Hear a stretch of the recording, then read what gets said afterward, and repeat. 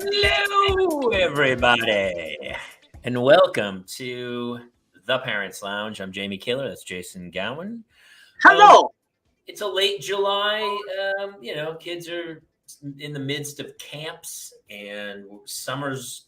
People are starting to order school supplies. We're in that part of the year with parenting, and it's good to have a little Tuesday parental mental health break.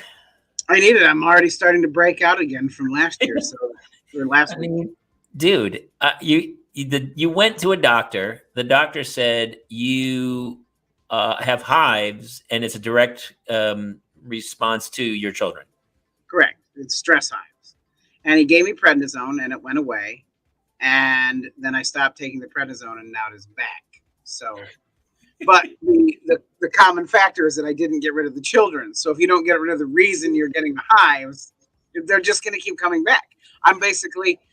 Sure, my kidney and liver are going to go because you can't be on prednisone that long, but I'm not going to become Quasimodo again. Jamie, my eye was hanging down. Like that's where I got. It's in this eye, I think. My eye's got blood on it, like a bloody thing. And so here's what happened. I think I scratched it taking my contact out or something, or Claire hit me or something. There's a little just in the corner of my eye, a little blood. Either or Claire hit me. I don't know. Something hit me in the eye, but I didn't feel it. I woke up this morning and I was like, whatever. And I go to put my contacts in. I'm like, holy cow, there's blood in my eye, whatever.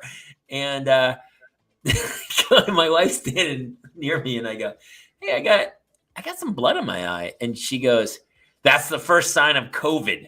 And I go, she goes, that's symptom number one. I go, I'm pretty sure bloody eyes are not. I don't recall that one. And then she goes, it might not be COVID, but I was reading about a bloody eye disease. And I go, I don't think that's a thing either. But not that there might have been some sort of trauma that happened to the eye. Immediately it was a life-threatening illness. Well, it's like my old bit, my wife's on WebMD all the time with she's like got a pain in her shoulder. She's like, that's it. I got tuberculosis or something because WebMD told her. I honestly can't. I might have monkeypox. I don't know. But when guys will be pissing blood and won't even think twice. I'm sure that's going to clear up. You know what? That's what I thought. Joey Steelers says zombie 28 days later. Yeah, it was in my corner of my eye. I can feel it's a little red now, but I put my. Remember that old original South Park where they turned into zombies and everybody kept saying it was just pink eye. I do remember that. You know what's funny, dude? That show's still going strong. It's still going because people as a whole are still doing stupid stuff. I never watch it anymore. I never watch it. I watched their COVID special, and that was what the last I saw of it.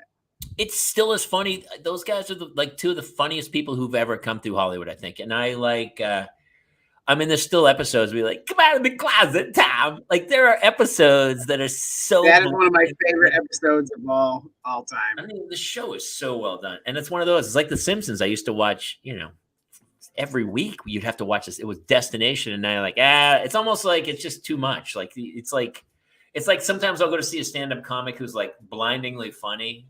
I remember seeing Brian Regan, and 45 minutes in, I'm in pain.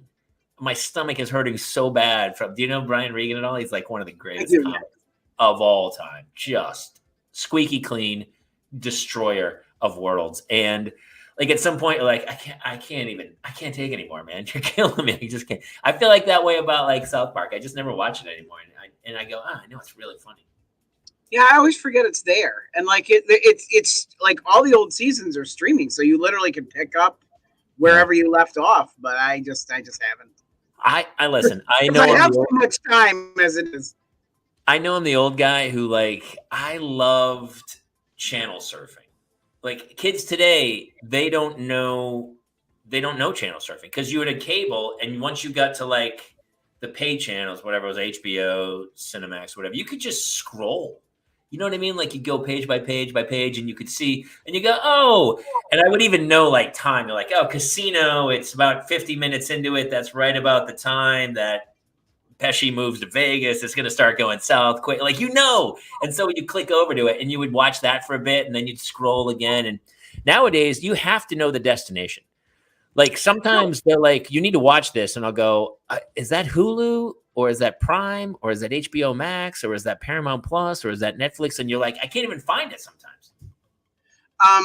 Jace is doing this new thing with Netflix in particular, where he does a different kind of channel surfing, where like he'll scroll through the lists and just watch little snippets of the commercial. And if it doesn't catch him and that first thing, he moves on, just like I used to on a channel.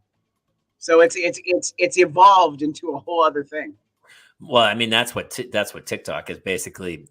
That's what it said. Listen, you like scrolling? We're going to give you the ultimate scroll. But I do like, I like to get some substance or something. It's so point where you're like, I just don't want to watch bad dancing and lip syncing. I can't just watch that. No, I see. That's the kind of thing. And like my algorithm on like Reels on Instagram and TikTok has got it down pretty well at what I want to see at this point, except for my kids, like close-up magic, like that stuff pops up because he wants to watch it. And so like I'm like scrolling at the stuff I want to see, and then I get like these magic tricks. Brandon's going to see Super Pets on Saturday. We are as well. We are going to go see that too. Yeah, that's awesome, Brandon. Yeah, that's a good one. Very cool, Brandon. By the way, are you worried at all about a child that's super into magic at that age? I mean, that's a kid who flirts with the dark side, right? Yeah, and it's not the one I expected. It's the oldest one. So honestly, here's like, so when in The Omen, when Damien's born, right? He's Satan, but everyone around him becomes his minions. Remember, the maid is like, it's all yours, Damien. The world is yours. And then she hangs herself, and you're like, oh my God, it's an incredibly dark movie. Well, I mean, he's conjuring stuff on my head. So when the dark soul comes in, your little one, he incorporates the older sibling, who's at this point it's his henchman. It's his, what's it in Frankenstein? What's the side guy? Igor. Igor, isn't he? It is Igor, right? It is Igor, yeah. Actually, I believe it's Igor if it's Marty Feldman, right? Well done. Igor. I love that movie. It's one of the greatest comedies of all time. Dark Lord. I went out. It was like 3:00 in the morning. I had to do my. I'm in my mid-40s nightly pee because I can't just get a full 8 hours of sleep. And I heard him talking in his crib, so I went to check to see what he was doing. He looks up at me just like this, Jamie, and he just goes, "Dude, nothing's scarier than a child who goes." You're like, wait, what's happening here? Well, should be the what? I didn't even talk. Like, I just walked up and he looked. It's like the library ghost in Ghostbusters at the beginning. She's like, dude, that's how the opening of Children of the Corn starts, I think, with the kid just like, and nothing's scarier than like a kid with a British accent.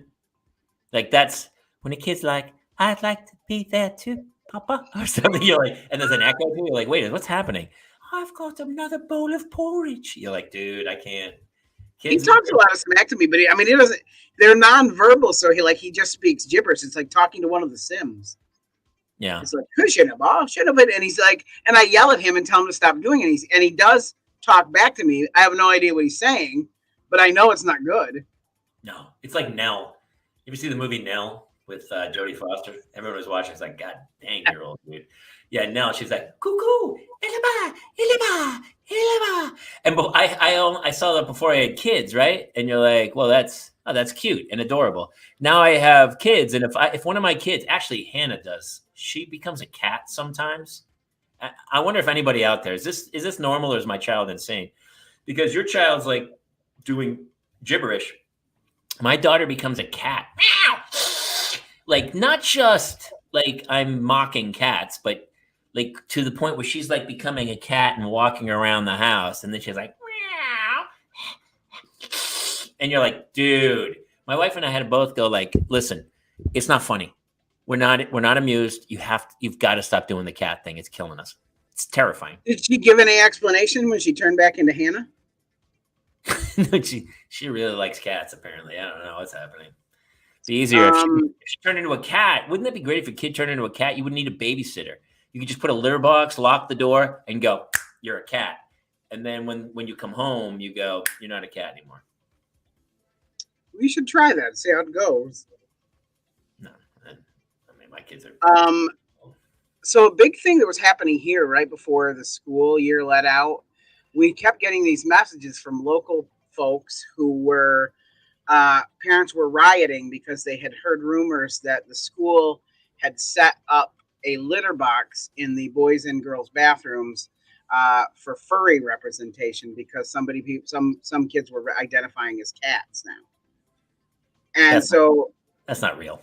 It's not real. And like I kept saying, and I was like, guys, in order for them to have bought the litter, there would have to have been a budget approval. If these guys are trying to cut teachers' jobs, there's no way they've approved litter. Like it didn't happen. And also, I've seen the YouTube videos. You can train a cat to go on the toilet. That's true. So people were.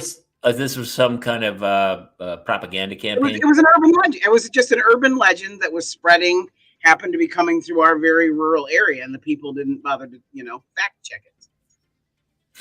Out of all the urban legends in the country, I feel like that's one of the least harmful urban legends that's going. Well, I got such a kick out of watching the comment section of people saying that they weren't going to allow their kids to go with people who represented as cats. And like, no son of mine will be hanging out with cats. But what if it was a dog? Would it be okay if it was a dog or a dog did not get addressed, but I know litter boxes were an issue. I mean, I just hate anytime I know a guy, if I know a single guy who has a cat, like I had a friend and he had a Siamese cat in his house and it was just him and the cat.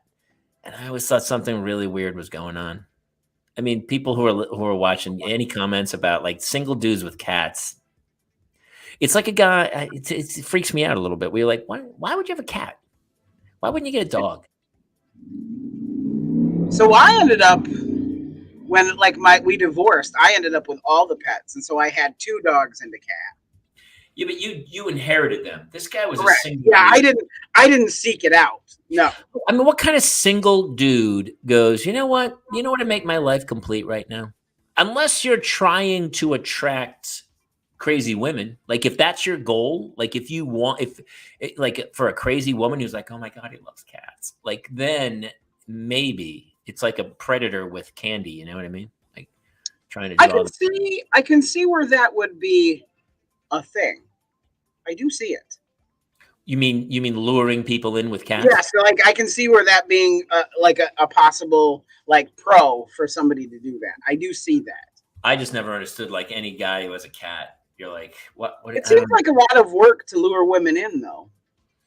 Well, he told me, he goes, it's less work than a dog because you don't have to walk the cat. Like the cat's just on its own, and the cat lives in the house, and the cat has a litter box. The dog, you got to walk the dog. The thing about cats, it's like they intentionally make messes. Like dogs, if they do it, it's never an intentional thing. Cats will make a mess just to be an ass. Oh, cats will go well, dogs will too. They'll go on I have friends who let I'm talking about on my album about people who let their dogs sleep in their beds where you're like, I don't know if you know this, dogs don't wear underwear. You know that, right? And they like to, when they sit, it's like, like they're branding the pillow. I can't have it. I can't. Our dog doesn't go anywhere near our bedroom. I never thought I'd see the day on an airplane where like dogs would be just riding up with us. Like, and we are to that place. Well, that's another question I have for everyone out there is like when they go, it's got to be like a service animal or something. And everyone's like, oh, I couldn't survive without that dog. I mean, mentally, I'd be a mess. And then they walk the dog. They just they get a certificate from somebody to get it on the plane. So you can just go on Amazon and buy the vest, and it's like a support animal or something. But it's not animal vest. Yeah, you don't show any. Yeah, it's not in any. There's no certification on those. You just buy the vest. That's so funny. So like does that, and then you don't have to, and on some airlines you don't have to pay for them. So like if you slapped a service vest on me, can I be your support co-host and you just take me on a plane? It's so funny. I'm flying Sunday. I'm going to fly. Oh, yeah, you're leaving. When am I leaving? Sunday. I'm leaving Sunday. I'm going golfing. It's my first. It's my first trip without working. Just a trip with the guys since the kids were born. The check in Arizona, says Cam, certs and all. You fake it, it's $250 per offense. Wow. Is that right? If you, by the way, loving the mohawk. I saw the video of him cutting his hair into a mohawk. I mean, obviously, we know he's a little deranged, but I love that. He's eccentric in my book, but yeah. But I'm going on my first trip away from my family without my kids since they were born. Like I've traveled before, but it was I did shows or I had to shoot something and I was working. But this is the first trip in 9 years since the kids were born that I have gone with just my friends. It's my friend's 50th birthday and we're going to Bandon Dunes. Anybody out there who knows golf would know that Bandon Dunes is a very serious destination. The guy he booked this 2 years ago. You have to book it 2 years ahead of time. It's that kind of place. Really? Yeah. So he booked this like mid-pandemic. Yeah, he booked his 50th birthday when he was 48. Yeah. How do you feel about this? Should we crowdfund his bail? Yeah. Dude, Freddie B, no better words have ever been spoken. And I don't know how much trouble you can get into. Everyone's like, there's nothing to do but golf. And most people I've talked to are like, that sounds horrible.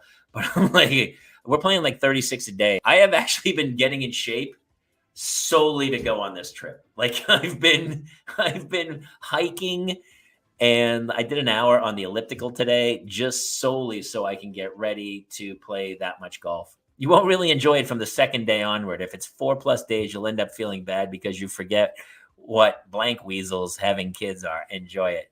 Yeah. Do you? I'm having pangs of guilt already, but I think Do you? Yeah, of course I am. I have Stockholm syndrome. You know what I mean? You saw me when I went to California. You saw me in the thick of it. You were a mess. I'm going to be a bit of a mess, but I'll conquer it. Here's what's funny. I told my wife I was doing this show, right? And so these are the kinds of things she does when I'm not with her. So I go, hey, I'm going to be on the show for like an hour and a half or whatever. I don't think she's watching. She never watched My Boy. She never watched. She didn't know who I was until I came to California. She doesn't know anything. My wife literally has no, which is kind of great in one way. I like the independence of it all, but she's never, we're not worried about each other. We're never concerned. I was like your secret mistress for a whole year. Yeah, you are. You're my work wife. Saw me secretly every Tuesday This is so like 10 minutes into the show when this started. She sent me a text, and the text was, she obviously had looked up the restaurant we got engaged at. It's called Telepan in New York. We got engaged there, and it's permanently closed.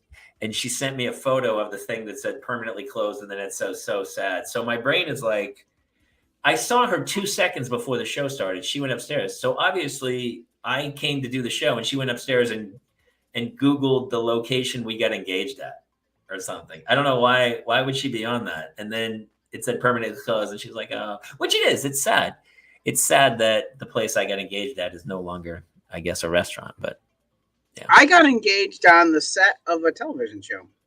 What show? This time next year with Kat Deely. To Catch a Predator? It wasn't To Catch a Predator. Sorry. I should have had it right out of the chute. What was I thinking about? And when you said on a TV show, I said, To Catch a Predator. I think I saw that episode. Didn't you showed up with a ring, some Bartles and James, and a pack of condoms, I believe, wasn't it? Yeah. And, yeah. And the boy's name was, I forget what his name was, but it was. Wow. Thank you. Unbelievable. Listen, what are you going to do, man? It's so funny. Oh, by the way, for people who are watching, Lachlan Patterson was supposed to be here tonight. He is, he's touring with Russell Peters right now, and they are in Canada, and he is on stage as we speak. So he had to pull out at the last second, which is how I should have, Look at me Sure. setting you up. Look at me setting you up for jokes. Yeah, you did. Thank you very So much. Eddie Pence is coming in and Claire Kramer's coming in, but we thought, honestly, we talked and we haven't done this in a while. We're just gabbing. So I don't know. Well, here's the thing. Like, I also forgot to send out the links to our guests today, this is on me. That is on me. No, it's not. You're taking the blame. Here's the other thing. We should talk about the other show. We actually did a show yesterday, so this feels like bonus footage for us because we did a show with the moms of Tampa. That's what she said. It's right behind you, Jason. Yeah, because Steve Carell's right behind me. That's right. So we should talk about them because we did the show with this. They are influencers. They are moms from Tampa. One's the bio mom and one's the stepmom, and they are best friends. And, you know, we had joked about before we met them because they have amazing content. They have a ton of followers. They're really sweet. They're cute. Seem to be nice and stuff. But, you know, in the back of our heads, we're like a bio mom with the stepmom becoming best friends. We're thinking murder, suicide waiting to happen. That's what I expected. Turns out we did a fantastic show. We're going to do a replay of it. We're going to play it again next week. But they were the coolest, nicest people we've met in a long time. They were fantastic. We love them. Yeah. Sometimes you meet influencers and I was shocked because a lot of times as an actor, I've met influencers and they're not the nicest sometimes. They're so entitled. No. And these what was interesting is that, you know, we had told them we'll give you a hard out at an hour, and they wanted to stay. They were having such a good time. And then they sent me a thing after saying, you know, that was so much fun. Can't wait to do it again. They were so professional, and I just love them. I thought they were sweethearts. And I did think, I mean, we talked about the fact that they would write a book and make a show because the show, I guess, what was the premise of My Two Dads? Why they had a daughter who was Stacey Keenan, who they didn't know who the real father was between Paul Reiser and Greg Evigan. They were like rivals. 23andMe or DNA? What? It was all that. And the final now they go, yeah. But Maury Povich was on back then, naming the it was like 87-ish. Okay. Because I wanted to pitch a show for them called My Three Moms. You have to do three because comedy's in threes. Yes. So the one mom's the bio mom, and then the dude marries the next wife, and they become best friends. Yeah. And then he needs to divorce her and marry a third wife. And Kate volunteered to be. Yeah, I mean, it's a Mormon show without polygamy, right? Because you're fully divorced and then moving on. But all the moms get together. I mean, I don't know about you, but one time I had an ex-girlfriend who became a therapist. This is a crazy story. You told me about this recently. I had never heard this till just recently. She's a sweetheart. I love her. She was fantastic. She was a great woman. I love her. She's fantastic. It didn't work out between us years ago, but she became a therapist. And then she told me when I got married, she's like, you know, I do couples all the time. I would love to have you guys come in and I'll do some couples therapy. And I was like, hold on. Back up. What you're insinuating you would like to see happen is for me and my current wife to come in and do therapy with an old girlfriend who we went out for a while, who it didn't work out. You want me to go into, that would be the worst. It does feel like there's a little bit of a conflict of interest. That's a sketch gone bad. Like my wife would just go, well, another thing happened. And before she would even tell the story, the therapist / ex-girlfriend would go, I knew it. He's a dick. I knew he did some bad things. Right. Did you and this girl end on good terms? It was, I mean, listen, does anybody ever, I guess I have ended on really, really good terms. It was marginal terms, I guess. Really? What's that like to end on good terms with a woman? I have a few I'm still really good friends with that I, just bad timing where I think a lot of getting married is when timing that you're ready to get married, because I feel like I dated some amazing women that had my life been on a different path and I wasn't like trying to become an actor in my 30s and working as a bartender and, traveling the country doing stand-up. If I wasn't trying to achieve that than if I was in like if I just had a day job and I was doing something that was more consistent, I might have settled down earlier. I don't know. I had 3 that switched teams as soon as they finished dating me. And honestly, that doesn't surprise me whatsoever. That honestly makes a lot of sense. I ruined them for men. That's what it is. Or I would argue you didn't ruin them for men. You made them better for women. Well, why does it have to be a negative? Why can't you have guided them into maybe you were the shaman that took them on the journey that was necessary for them to achieve their supreme happiness? Oh, I like that. Let's go with that. Let's go with that. Let's go where, and honestly, this may be a business you could start. Do you see it? I'm like Good Luck Chuck. You know what? You are kind of Good Luck Chuck, right? Because every girl he gets married, every girl that he like would break up with would find their perfect someone right after. By the way, can we talk about movies? Like that's a movie that needs to be remade because that is a brilliant premise. We keep remaking movies that were already fantastic. Like the Batman trilogy was unbelievably good, and then they go, well, we need to reboot Batman. No, you don't. You need to go remake Good Luck Chuck, Paycheck with Ben Affleck as a Philip K. Dick. Yes. It's a great story. They destroyed it. I would argue that what's the Keanu Reeves one, 47 Ronin or something? Like there are movies that you're like, this could be good. Actually, let's ask some of the people who are watching. Give us some movies that should be remade that I would argue are fantastic premises. Where you're like, gosh, that's a good premise. Poorly done. The Beatles one with a kid. It was one of the best premises I ever saw. I think it's called Yesterday, and he has a bike wreck or something, and when he comes to, nobody has ever heard of the Beatles except for him. Did you ever see it? I did not. I know of it, but I've never seen it. And he plays guitar. So he plays like Yesterday. All my troubles seem so. And someone sitting next to him goes, "Oh my God. That's an amazing song. Did you write that?" And he's like, no, the Beatles wrote that. He goes, "Who are the Beatles?" You never saw that movie? I didn't. I know it. I just have never seen it. Poor execution.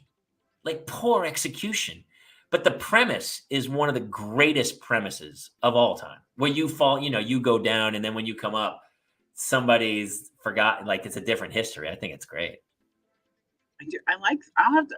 Well, no, I don't want to watch it because you said it's terrible. Sometimes there's movies that I think should be remade that you're like, oh, that was so close, dude. So close. Just fell short.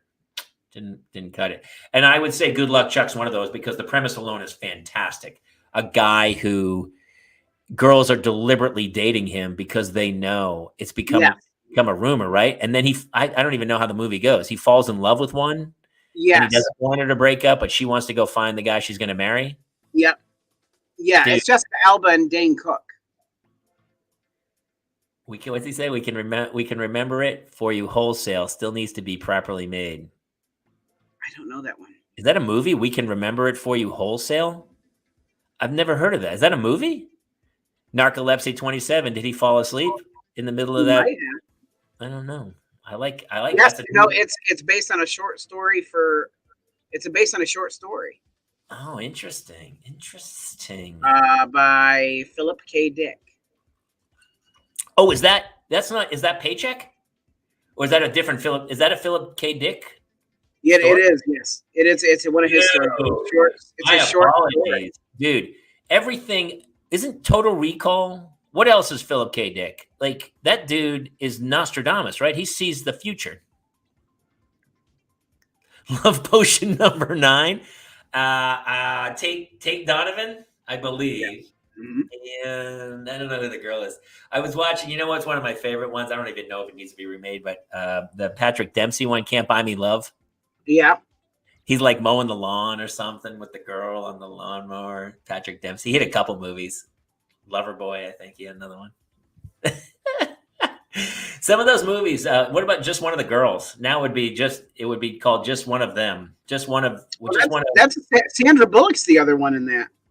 Sandra Bullock was in. That's right, with Tate Donovan. She's in. And they were a couple for a long time.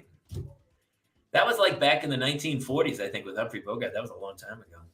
And then what happened to him? He was in the last thing I knew he was in was the OC, and then I never saw him again. Dude, that guy's in everything. He goes all the way back to that Space One with him and Ethan Hawke or something when they were kids. What was the Jim Carrey movie where he and Damon Wayans played and Jeff Goldblum played aliens? Earth Girls Are Easy. There we go. Come on, dude. You're not going to get... By the way, that movie's great. It is a good movie. It's a good movie. Julie Brown. Downtown, isn't it? It's Julie Brown. What's her name? Gosh. And Jeff Goldblum is one of the aliens. He's like, beep, boop, beep, boop, boop. Funny. Super funny. That's funny. I don't know how we got on this tangent, but I love it. It's about movies that need to be remade. That they keep remaking stuff where you're like, dude, what are you doing? Don't remake that. You know, but they'll... and they do it all the time. It's because it's name recognition. Sometimes yeah, it's like, it is. Yeah, and nobody wants to make the effort. It's way easier to go off the screenplay from before. I think they did. Aren't they doing like Roadhouse or something? Like they're doing... I mean, well, they're doing like nearly shot-for-shot remakes of Disney films, but as CGI, like making them more realistic. Like it happens all the time now. Dude, they remade... Remember when they remade Psycho with Vince Vaughn? Yes. You know what, Freddie? I watched The Fly. Freddie B's asking, would you remake The Fly? Boy, I don't know. It's great. It still holds up. Even though it's like not even CGI, it's Cronenberg, and it's so... Jeff Goldblum is so good as The Fly. He is really good in that. Yeah, it's still a great film. I don't know if I'd remake that one. They remade Psycho, right? With Vince Vaughn and Anne Heche, like frame by frame. They remade Point Break. You're like, these are the ones that you don't need to remake. No, why would you? What was wrong with Point Break? Nothing. It's still watchable. It's actually more watchable than the second one. Where you're like, you know what really held up was Ghostbusters, the original. I mean, my favorite thing ever is when Bill Murray, he's shocking the kid. He's like, what's it look? He's like, I think it's 3 squiggly lines. He goes, so close or something. I forget what he says. He goes, and then he zaps, and the kid's gum falls out of his mouth. He's like, it falls out. Yeah, super. Years from now, like if my kids ever do a show like this, years from now, they're gonna go like the same way we're talking about like Ghostbusters and Point Break and stuff. They're gonna be having a reminiscent discussion about, I remember when I was a kid and we were watching hamsters go through maze videos. And then you remember that slime video where they made the one with the shaving cream and blue sparkle? Oh man, those were good times, weren't they? Yeah, my son will go on about his close-up magic.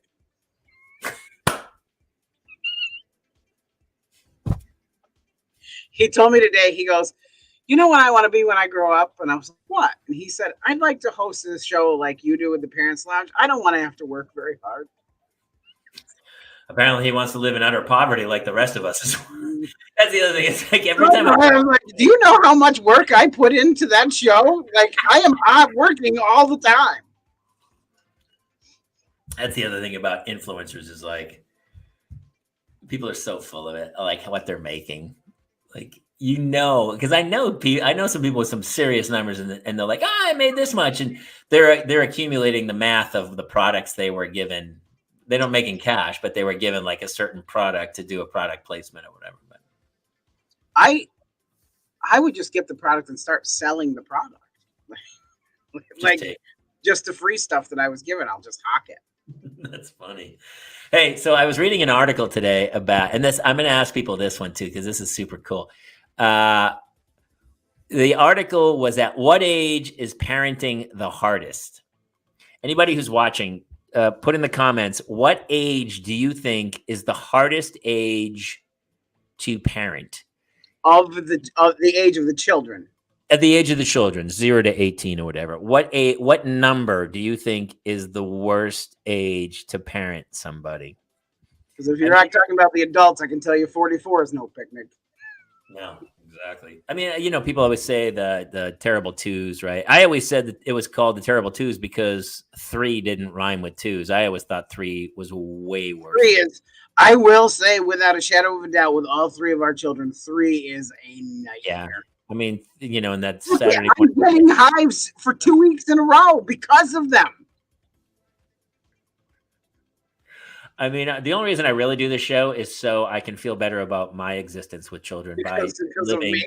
When I say I'm living vicariously through you, it's kind of a reverse vicariously. The age whenever the second kid was born. Dude, I don't know who Narcolepsy 27 is, but he's my new fave viewer. Dude, that's so funny. The age whenever the second kid is born. Yeah. Although mine, first one was 18 months when the second one was born. But yeah. You had them close enough together like that. Everyone's like, oh, why did you do that? Doubling the number is what we did, is what did it. Double. What about so Narcolepsy 27, Jason had one, they decided to have a second, but when the second set comes in as twins, then he skipped 2. He went from 1 to 3. And by the way, 2's not a good number to skip when you're having kids. You want to go from 1 to 2. You don't want to go 1 to 3. That's a train wreck. Yes, I'm living proof to it. I mean, you're sitting there not only trying to take care of 2 kids, but this kid's not old enough to help. The first one is already still. And we were rehabbing my wife, like when the twins were born. and that's right. And your wife had a stroke and almost died giving birth to your children. So you really had a brand new set of twins.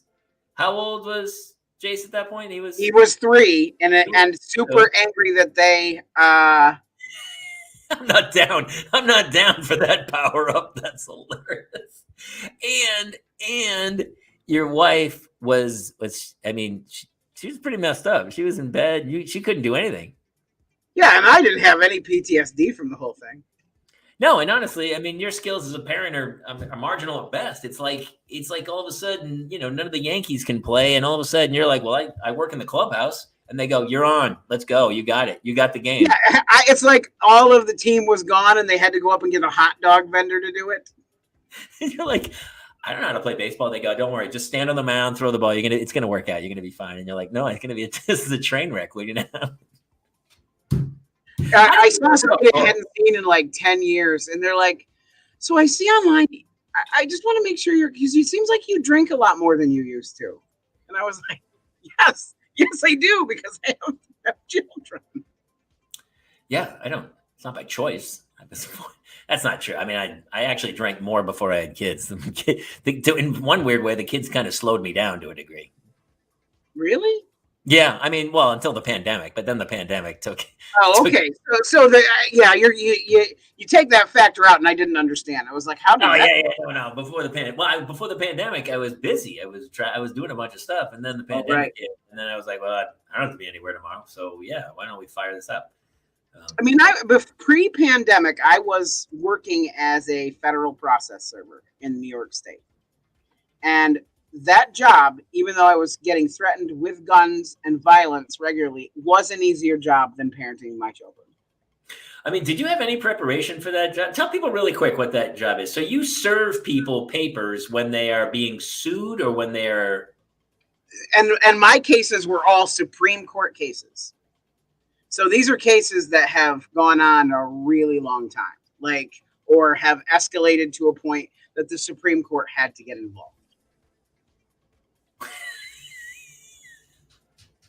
Wow.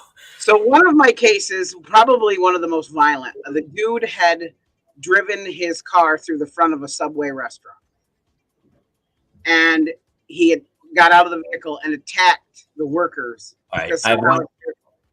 I hate to interrupt, but it was because honestly, I think a lot of us have felt this way. Was he angry that the crab salad had no crab in it? Was he? I think he found out it was cuttlefish. Yeah.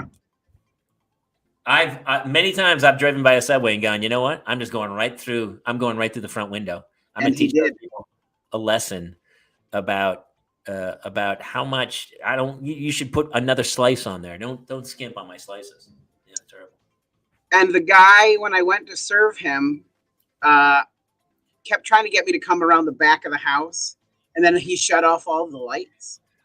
And then I grew up. You've seen where I grew up. I know what a rifle sounds like when it's being cocked from Stewart. And I heard a rifle cock, and I was like, "All right, he's planning on killing me." So I got out of there and called the cops, and they had to come and arrest him. And was there a freshly dug hole in the flower bed? If you walk by, and yard was full of them. Yard was full of holes. Yeah, that's a guy waiting. He's yeah. I mean, you're reaching out to people at their absolute worst, where they're like, they are on the fence of like how much they want to continue on this journey of life, and you're the guy who's like, hey, your day just got worse, by the way.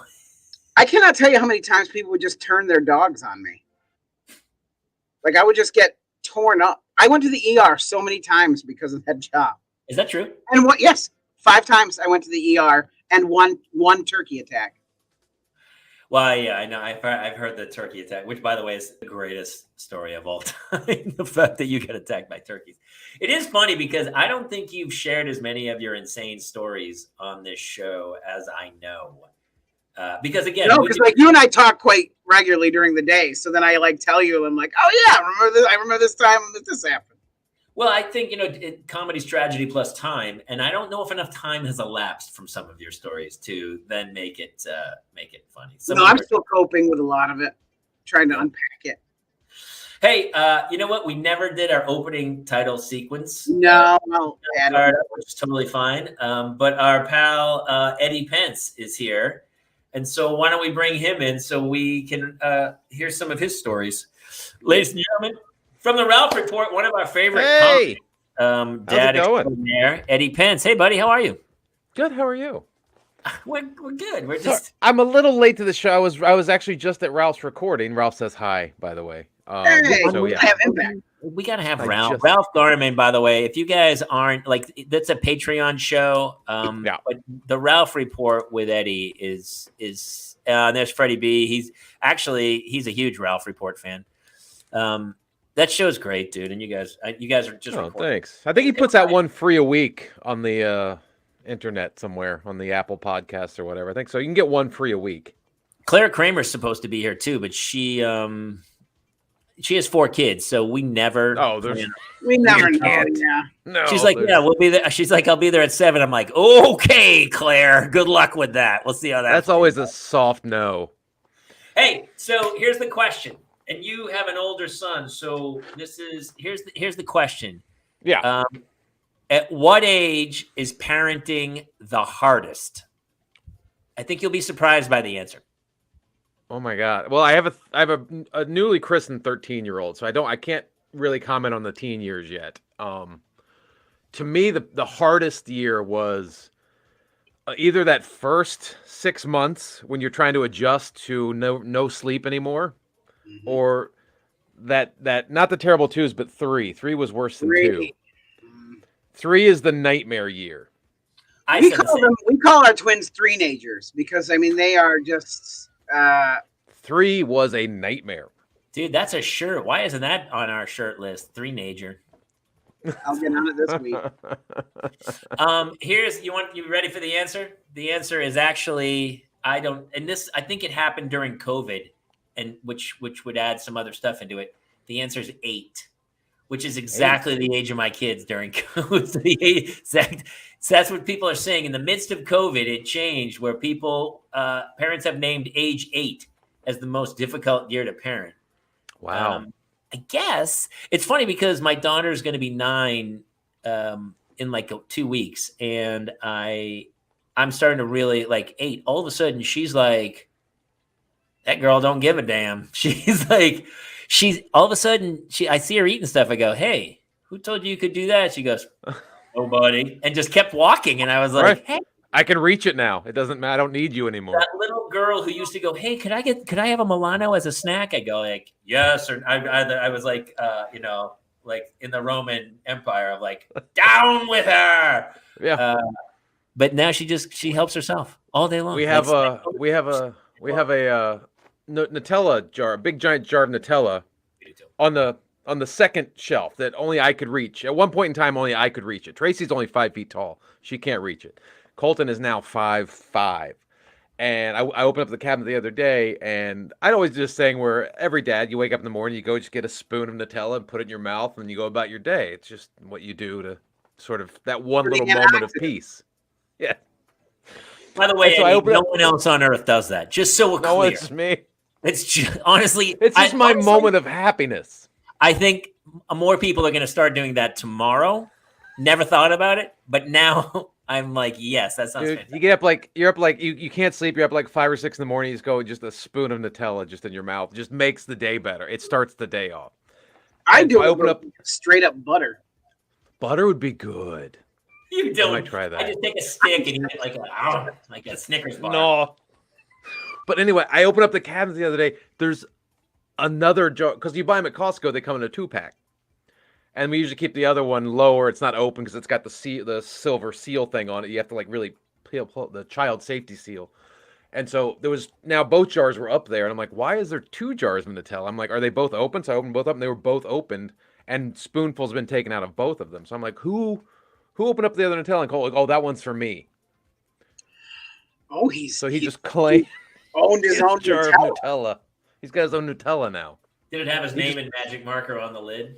It has his saliva in it with a spoon because the other one was just mine, and now he's got his. That happened to us recently. I came into my fridge and I realized that my son had gone in and he put tape and he'd written his name in like it looks like when Andy wrote his name on Buzz and Woody and thing, he's written Jason all of the things. And I said, Jace, why did you label all of this food? And he's like, because somebody here doesn't understand portion. And he pointed to me. And I was like, wow. Yeah, he's fat. He sassed you. Well, Yeah. let me ask you, though, how are you good with portions or not so much? I'm not bad about it, but apparently he disagreed. I mean, I didn't think so. I just ate a whole pizza, so I really can't. I can't say anything to anybody. I'm part. Portion is all perspective. It is part. So my kids, I asked them to put the dishes. I said, empty the dishwasher and put the dishes away or something. So they stacked all the dishes on the counter, and I was like, you couldn't put them in the cupboard. They were like, we can't reach the cup. We can't. We're too short. We can't reach the cupboard. And so the next day, I put the Nutella on the very top shelf, and sure enough, they had no problem getting the Nutella down. They're like, oh no, we figured it out. We couldn't, but yeah. So yeah, it's a matter of want. Yeah, exactly right. So, hey, we have our guest mom in for tonight. So we love this woman. She's part of Never Thought I'd Say This podcast, and she is a licensed therapist, which we need. Which honestly we all need. So let's bring in our friend and mom Celia Behar. Hello. Hi guys, how are you? Good. It looks like you're sitting in the bathroom. I'm not. I'm in my bedroom, but I was trying to make it so that it was like a nicer atmosphere, but it's not the only adult-looking room out of the 4. Yeah. Well, I mean, yeah, it just needed to be not where my children were. That's pretty. Who am I kidding? That is the eternal puzzle for the people involved in this show. Yeah, I mean, I don't even know. I have I'm trying to use a ring light because I was like, oh, I could even I have one of those. Oh, look, that's a little better. Now you're lit well. You're lit well. Hey, did you see a couple minutes ago we were talking about? I'm asking you, what is the hardest age to parent? God, I mean, all of them. I think 3 is really hard. What I said. That's what we all said. Yeah. 3 is really tough. But I also, but I'm also in teen years. So, I don't know what's coming. My oldest one definitely went through some stuff at, 12, 13, where. That's right where Eddie is right now. Yeah, I'm sitting right there. That's a lot. Oh my gosh, she sent me a TikTok, which I guess her dad must have sent her. I'll find. I sent it to my friend Jody, and it kind of sums up. And I think it's really great from a dad perspective. You kind of just don't know at that age what you're gonna get. I mean, now she's almost 16 and she's delightful. She made dinner. She's amazing. No big deal. But and who knows what'll happen when she gets a car. Maybe she'll be setting things on fire and I don't know, egging my house. I think boys are worse when they get their cars for some reason. Is that wrong? My sister was way worse with hers. She was destroying property and people, and I did none of I went right through a stop sign. I'm going to say I had my license a month, and I smashed into a car, I think. I was It's still like it's a mystery as to how I survived those years. I got pulled over within like a day of having it for missing a stop sign also, and then told my stepdad, but I was like, I didn't get a ticket, and like, please don't tell mom. And he's like, yeah, you can tell me. And I told him, and of course, like 20 minutes later, she's like, you're grounded. And I was like, oh, okay, so that's how this is gonna work, stepdad. Cool. Like, like, see if I tell you anything ever again. Stitches get stitches, stepdad. Have you guys seen this yet? Sorry, excuse what I call my best friend. If you can see the thing on there, don't just ignore what I have her down as. Have you guys seen this yet?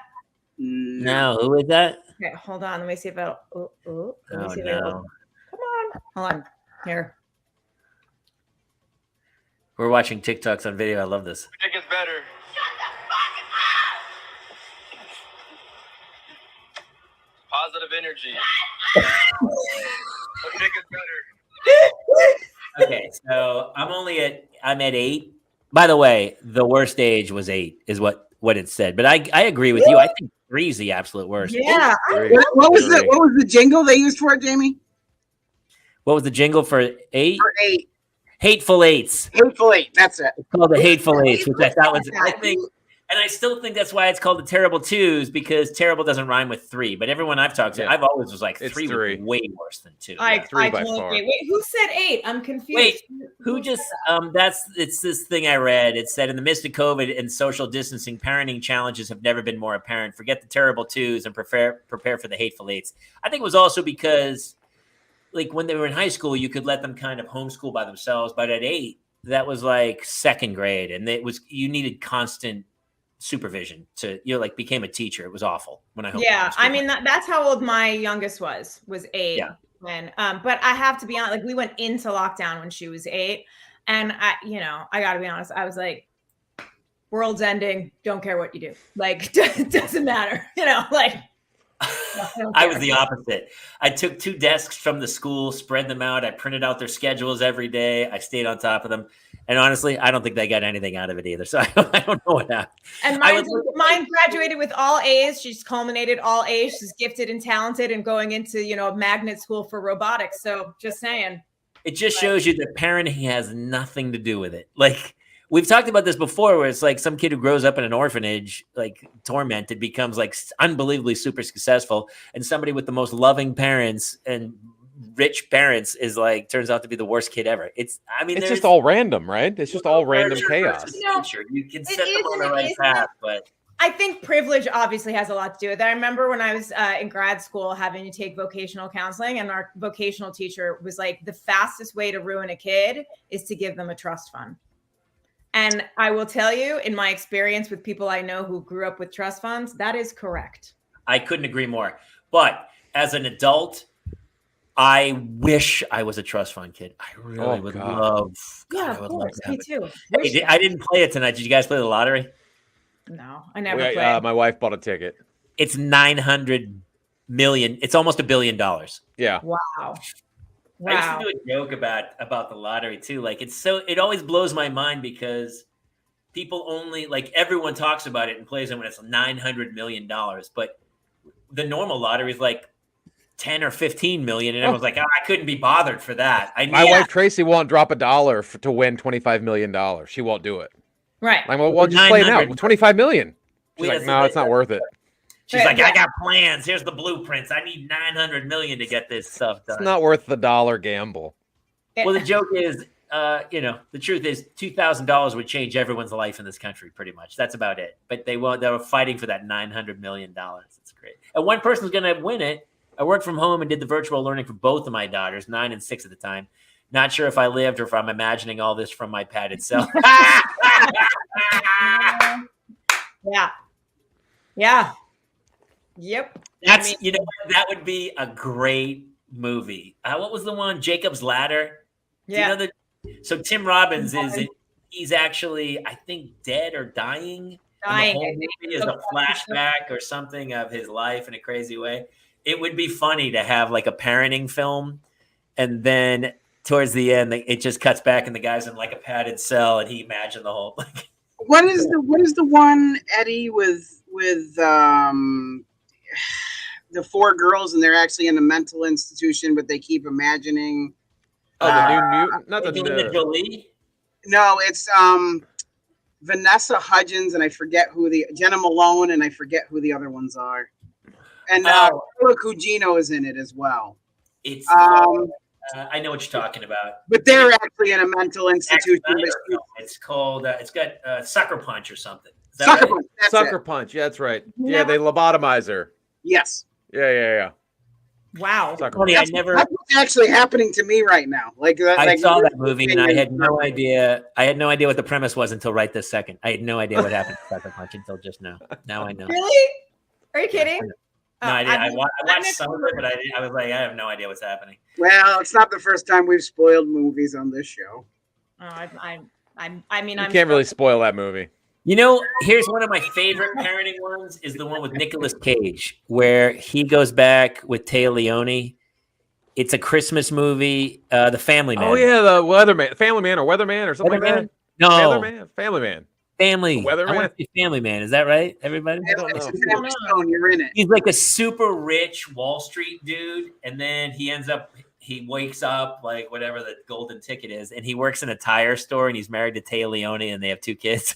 Do you remember? You know the movie? Celia. I know the movie. I don't know. I don't know that movie at all. I love Home for the Holidays is like one of my favorite family movies. Have you seen that? Is that the Vince Vaughn one with Reese Witherspoon? No, that's that's 4 Christmases. This is Holly Hunter and Robert Downey Jr. and Anne Bancroft. It's like it's a really sort of underrated, flies under the radar movie. I think Steve Guttenberg's in it also, I want to say. Like, it's one of the funniest holiday movies and really kind of sums up family and how dysfunctional it is. That's funny. Family Man, someone says. Wait, you guys were talking about like food and dumb things that your kids do with food as well. I heard some sort of Nutella situation and Yes. all that stuff. You know, Jody and I like to post things that we find in our fridge that our kids leave or around our house.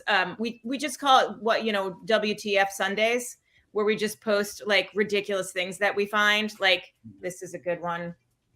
This was back in the fridge.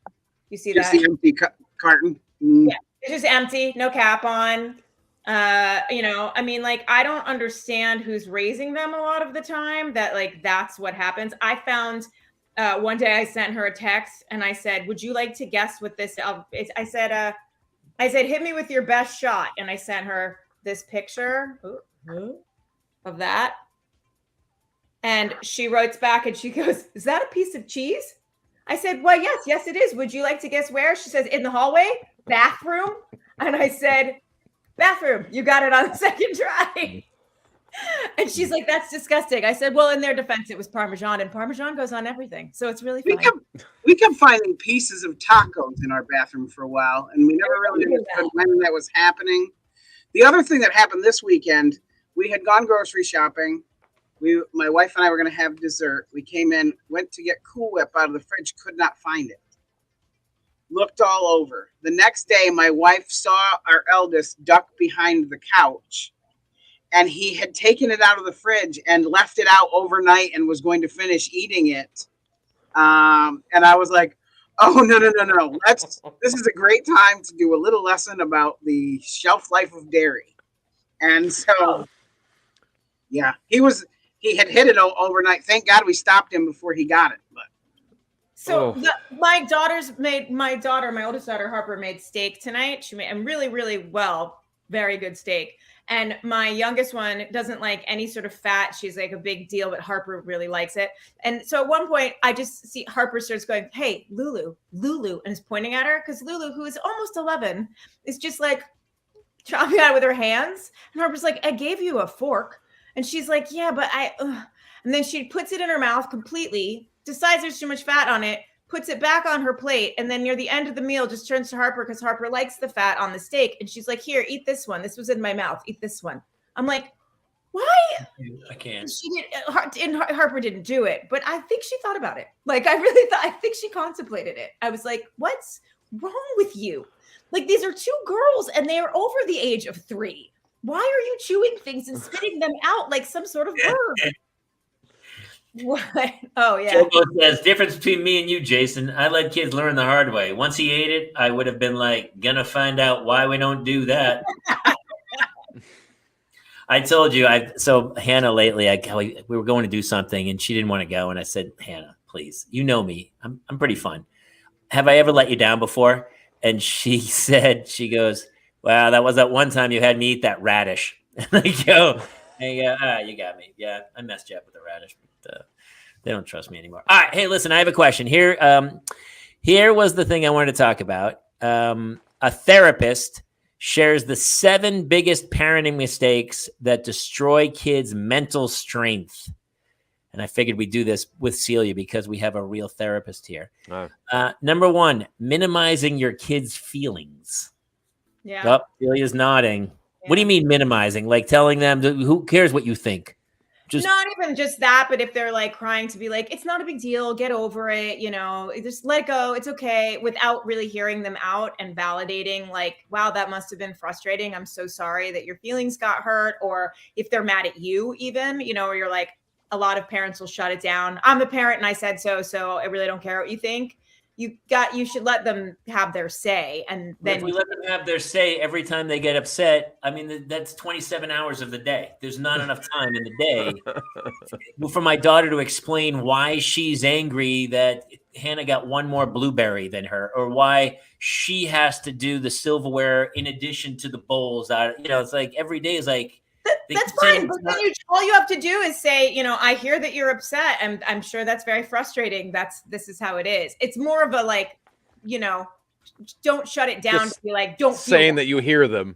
Yeah, that's all kids actually want. And then shutting them down by like going, yeah, exactly. I should stop telling Jason he's being a PUSS. That's just stop. Then my shirt is absolutely on point because every time they go, it's not fair. I go, hey, life's not fair. Get used to it. And so you're telling me that's the wrong response to my children that I say every day. Yes and no. Do it in a little bit more tricky way. Like be like, yes, you're right. It's not fair. And that's very frustrating. We've all had to learn that lesson, but that is the case. Life is not fair. Like a lot of times they'll say it and then they'll go, it's not fair. And I go, what's not fair? Me having to listen to you talk about how not fair it is because I don't care. So, yeah. Yeah, no, that's probably not going to suit you well later. I don't know. You have a therapy jar. Just like put some money in whenever you do that, like a quarter. That goes. Again, that's going to be still better than I'll give you something to cry about. Yes, like I used to get. That's what I used to get. I did too. To cry about? Yeah. You're gonna. That's how I talk to my son. So far, not terrible. Thank you, Jobo. Thank you. Come on. Wait, Jobo, how old is your son again? 45. It's Will Ferrell from Wedding Crashers. That's what Jobo's raising. What's this? Look at Kyle Vin the CV. Kyle? This like a vanity plate. I got to figure out. KY Levin the CV. Oh, it's Kyle V in the CV. No, that makes more sense. Super interesting. 41-year-old, 13-year-old daughter. Oof, I haven't come across these parental techniques. All right. So minimizing your child's feelings is not it's not the way to good parenting. I could probably be better at that, about going, I understand how you feel. But again, life is not fair. I'll do it that way next time. There's trauma on this list. Think about it when it's like if you're having big feelings about something to anybody, and if you're telling them and the person's like, get over it, you're fine. You feel like you don't feel good. That's my wife. Yes, that's exactly how my life works out, and that's what my wife says to me all the time. Well, and do you like it? No, you don't. So that's I don't. Honestly, I don't like it at all. I don't like it at all. Right. Jake's off to Breezy Point. Tell him I said hi, buddy. I love it. At the what's the name of the bar there? The crazy Sugar Bowl. The Sugar Bowl. Got it. I'm not here to criticize. I just like really hearing. Oh, good. No, there's no criticizing here. Listen, we're criticizing ourselves most of the time on this show. That's how we do it. Right. Again, I will remind everyone who's just tuning in. This is called Parental Mental Health Tuesdays, where what we're doing is letting you know you're not alone in this journey, and that we are all suffering together. It takes a village. Yes. I think. Yes. Here's the second one. Always saving them from failure. this I see a lot of happening. Yeah. You got to let them fail.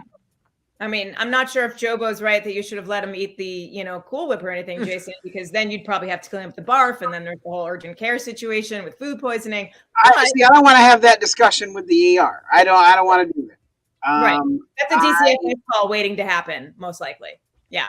No, I agree with that. But I do think there's something to be said. I mean, because I will tell you, like, and I think this happens with younger kids, right? Like, I let my older kid fail all the time. And with the younger one, I'm always like, oh, I'll help you do it. I'll help you do it. I'll help you do it. And that, because to me, she's still the baby. And so my older one constantly calls me out where she's like, Mom, I was doing like 5,000 times more than she was at this point. Who cares if she breaks something, you got to let her learn. And she broke a glass the other day when she was washing the dishes. She also broke a glass once and got stitches because of it. And then I was like, oh, see, that backfired. But you do have to let them fail. How do you learn? Funny. My daughter tonight was the first time she didn't ask, and all of a sudden she had cut a peach up with a knife, and I was like, "Who did you ask anyone to cut that?" And she was like, "No," and she just walked away.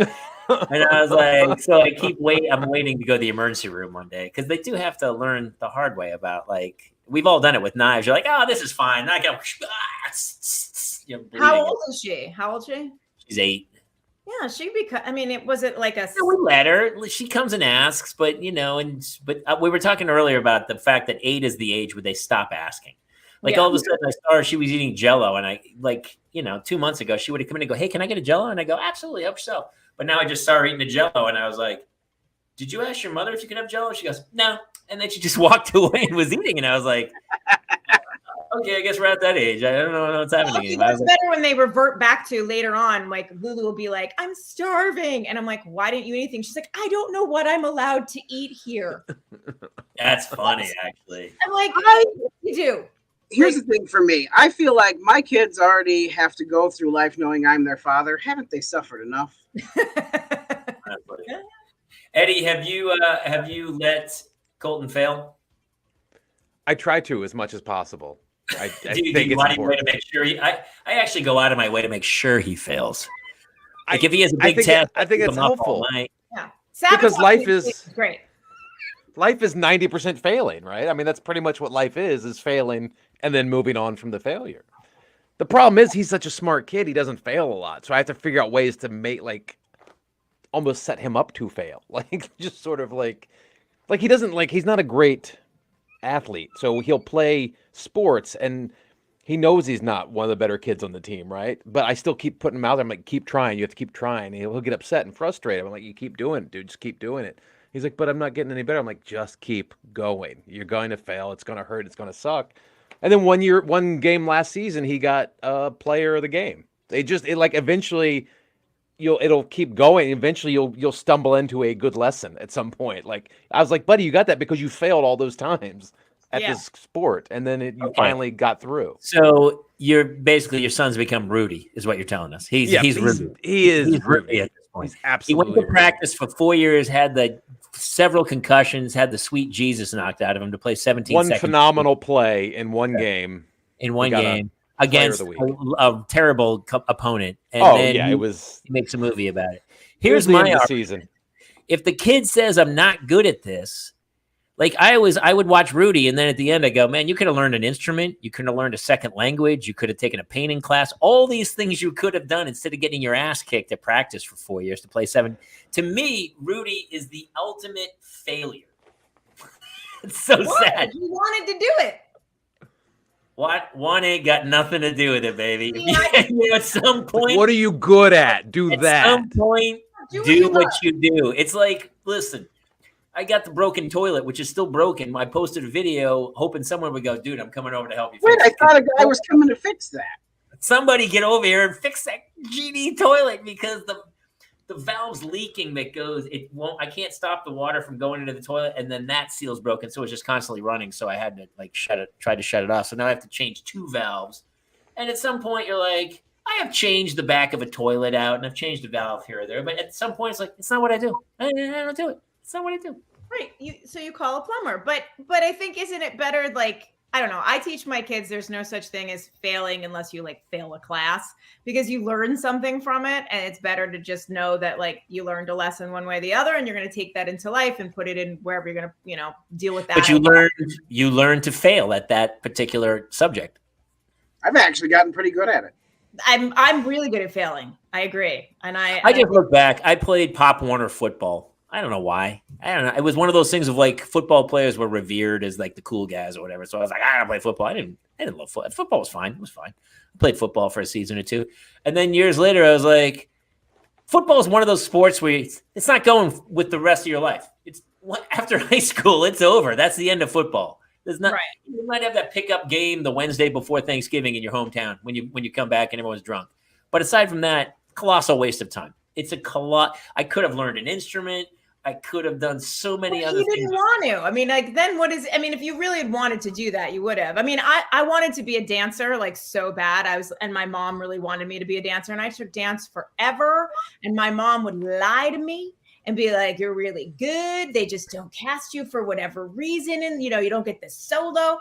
And I went to college and I had, I got a degree in theater. And then I was going for a dance minor, and I got all the way to junior year, and I got called into the dance office from like the dance instructors. And they were like, we were looking at your transcript and it looks like you got almost enough classes to get a dance minor. I said, yeah, that's what I want. And they were like, yeah, we don't really want you to do that.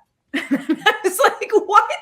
And they basically were like, we don't want the college's name on your transcript as being a dance minor. Wow. They didn't want me representing that. And that's when I sort of knew for sure I was a really crappy dancer.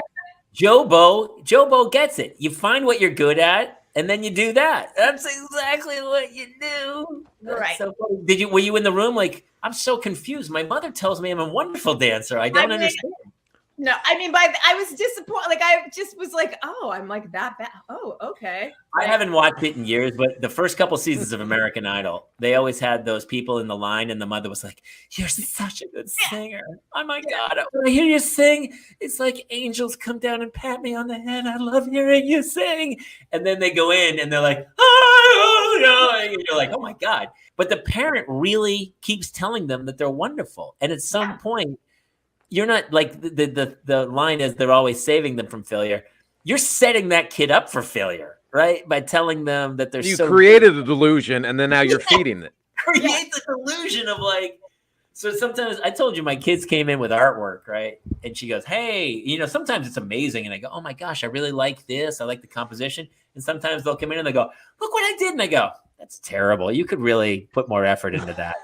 Like it was like a stick figure, and I go, I guess I get it. I go, how much time did you spend on that? She's like, well, a few minutes. I go, yeah, it shows. You didn't put the effort in. I go, look at all the empty white space up here. Fill that, or at least. But that's the thing is you can be constructive with your kid and not comment on how well they do something, but go, you can always control your effort. Effort's something you can control. Right. That's the one thing you have control over, not your talent. Not how good anybody else is, but how hard you try to do something. And that's what I try to tell my kids. Like, you can't control anything else but your effort. Right. But my kids, they don't put the effort in. They don't put any effort in, and then they want you to tell them how great it is. And you're like, sometimes I go, all right, I've seen better. Well, I will say this. I'm not a good dancer, but I enjoyed all the dance classes that I took. And I'm really, really great at yoga, and because it did give me really good balance. Plus, my sister and I once went and took a Pilates class together when we were adults, and she knew what a terrible dancer I was. And the teacher, because I'm so like aligned because of all the dance, said something like, do you like, are you a dancer? And I just, in all dead honesty, like looked at her and I was like, yes, I am. And my sister like fell off the Pilates machine laughing. And I was like, she's not.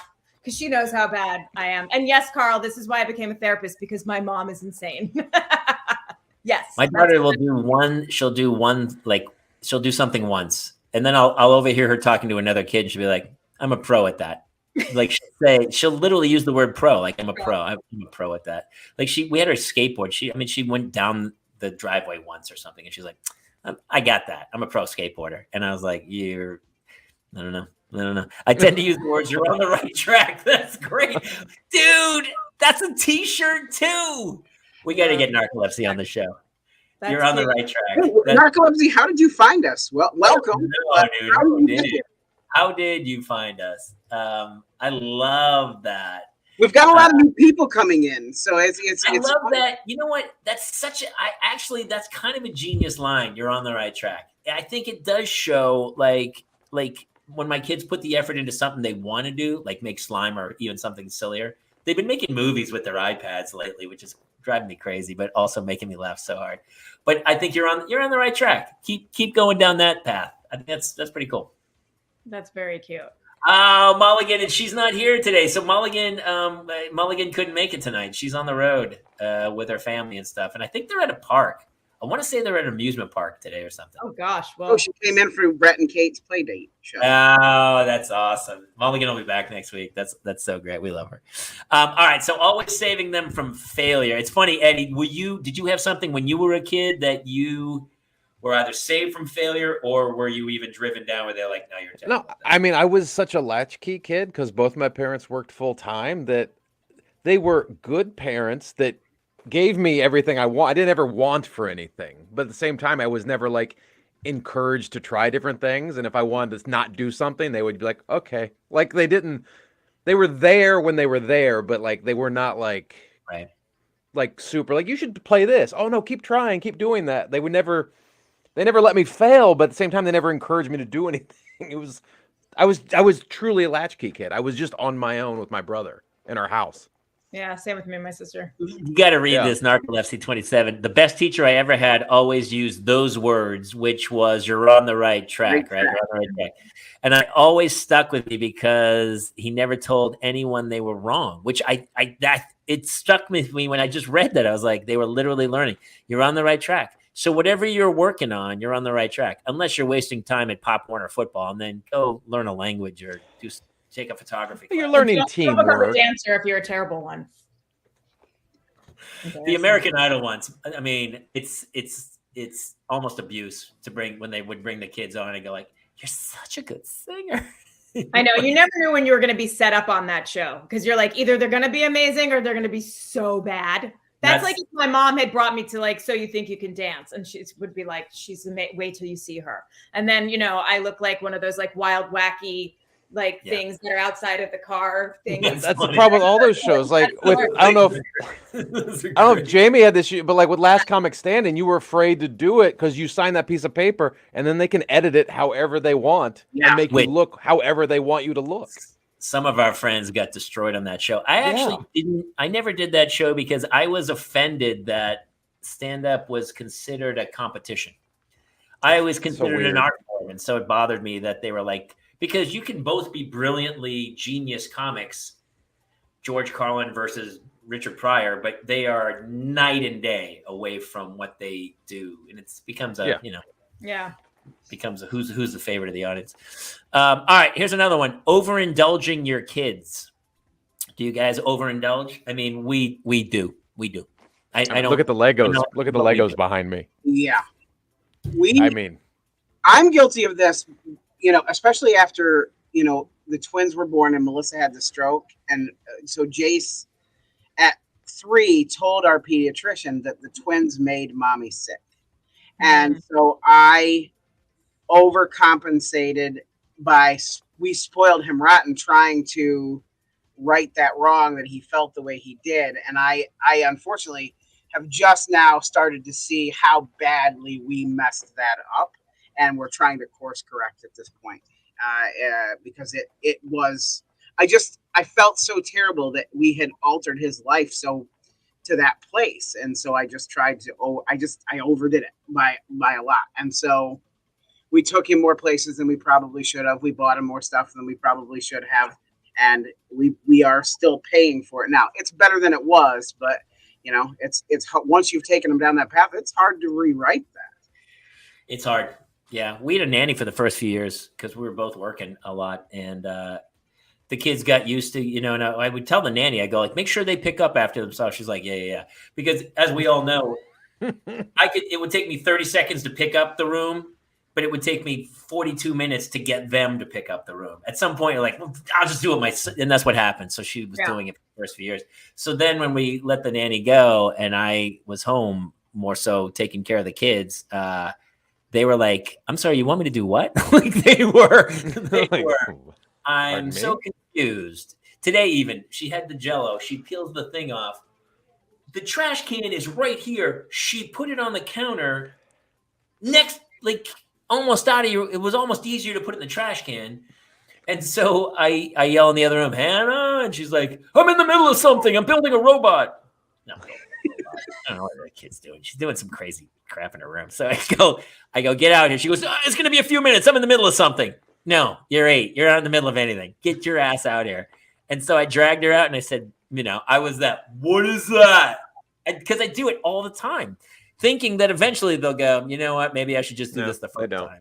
And My then she kid's threw 13. it out. But it took me, I could have done it myself in 5 seconds, but it took me 4 minutes to get her to come do it. And did anyone learn a lesson? I don't know. No. My kid's 13. I've been doing it since he was 6. Our coffee table moonlights as a dining table and a trash can. It's crazy.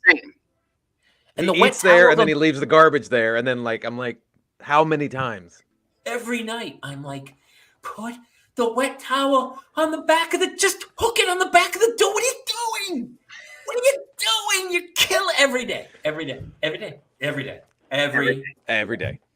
That's why you got to make them come back out and do it themselves, though, so that they. Which I do every day. I do that. Very crazy making, but I do think it works. I have 24 hours in the day. That's 4.5 minutes every day. Maybe sometimes twice a day if they took 2 showers. It's like that's the day.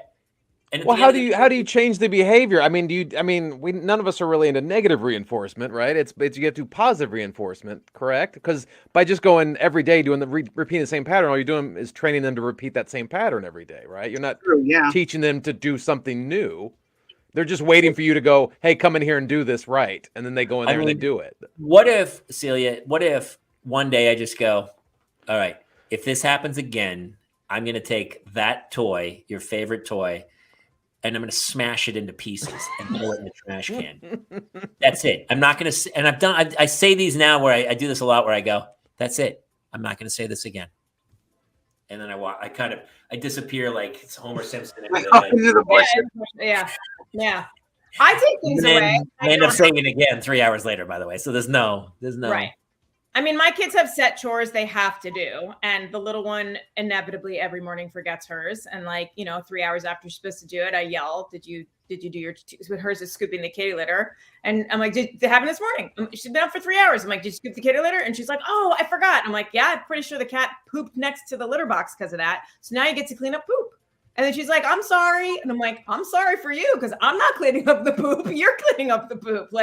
Congratulations. I mean, there is something of natural consequences that do start to kick in, but I take things away from my kids. I mean, the older one, I don't really have to as much anymore, but the younger one and I were talking about it the other day, and she was saying how she feels like it's helpful when she knows that there's, not a reward per se, but she's learning now that when she's done with something, that's the reward on her own. If she finishes the work, if she does the chore, she can go and relax, and I'm not going to be down her throat asking her to do stuff. And so she's sort of learning, if I just do it, you won't be mad at me. And then I can actually do what I want. I'm like, yes, that's exactly what I'm saying. That's how that works. And she's like, oh. Well, it clicked. It finally clicked. Yeah. I mean, but that's the thing. I mean, that's how we learn at jobs, right? I always say to her, both of them, it's listen, you're going to go to work. And if if your boss is like, hey, you got to get this project done. And you're like, I don't wanna, it's like you're going to get fired. You finish it, you get the reward of hey, you did a good job, or you have to fix it or whatever. It's a natural consequence sort of situation. I do think straight away. They've changed so much because when I was a kid, they were like, hey, do the job or you're fired. Now they say, do the job. And then that person goes to HR and goes, my boss made me feel really uncomfortable about what he said. He said, it's like nowadays my wife tells me about the corporate world, and HR is there are certain things you cannot say to employees anymore. It's so kid gloves, woke in a way where they're that old school of like, hey man, I'm paying you to do a job. Do the job or you're fired. I don't know what to, it's like the guys in the NBA always, that's my favorite. If those guys complain and go, I was disrespected. Oh, when the guy wrote the check for $56 million to you for a year's work, for like 5 months work, that he offended you somehow because you only have 12 points and 3 boards for $56 million for the year. And you're offended by the fact that you weren't offended when you missed a couple weeks, from something, but you're offended. Well, I think things had to obviously change because it's not even across the board, like that was the problem. I mean, I remember coming up when I worked at Showtime, I will not say who said these things to me, but I had bosses that, I remember one saying I was like, hey, is it all right if my boss came over to me and he said, I'm leaving early today. And I said, oh, it was Rosh Hashanah. I said, oh, are you Jewish? And he went, no, and pointed at his nose. And I was like, I am. And he was like, oh, I thought you were Spanish. And I said, I'm that too. And I was like, wow, that's a call to HR. Like, I don't, you know what I mean? And then that's that's like a legitimate. You had to. Yeah, but I mean, it's just an overcorrection. Is all we've done is we just legitimate complaint. Right. I'm talking about nowadays. And the boss said, "Oh, you got to rush. It's Rosh Hashanah, so you got to rush a homa." And I was like, people will take a picture like oh my god, what happened to the guy? Yeah, whatever. Like it's so minimal where people like, you made me feel uncomfortable because you asked me to finish work on the, you gave me a project with only 2 hours left in the day, and I didn't feel like I got accomplishment, and I felt uncomfortable, and I'm going to like people file complaints all the time. They get interviewed and they were like, I don't think the interviewer really respected my place, and so I'm reporting it to 8. I mean, that's what they're doing now. It's crazy. Yeah, I mean, and I think it's a lot of overcorrecting, but hopefully it'll even out. But even so, there's still going to be natural consequences. I mean, my daughter called social services the other day and complained about me. We got some real problems over here. Which daughter? Both, and my wife. My wife made a call too. The 3 of them were on it was a speakerphone, and they all conference call. It was Festivus. They aired their grievances. It got ugly quickly.